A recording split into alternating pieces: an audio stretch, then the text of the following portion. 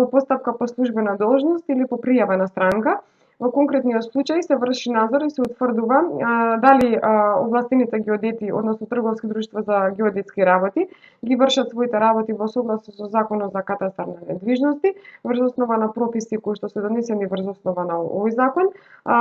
согласно правилата и стандардите на геодетската струка, дали секој геодетски елаборат се изготвува по претходно извршен премер и увид на недвижности на само место и така натаму. При вршење на надзор, Агенција за катастар на недвижности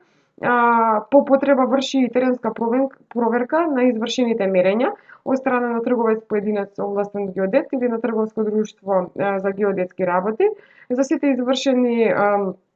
проверки за извршениот надзор. Овластено службено лице составува записник. Овластеното службено лице поведува постапка за порамнување, односно прекршочна постапка, кога ќе утврди дека навистина трговец поединец овластен геодет или трговско друштво за геодетски работи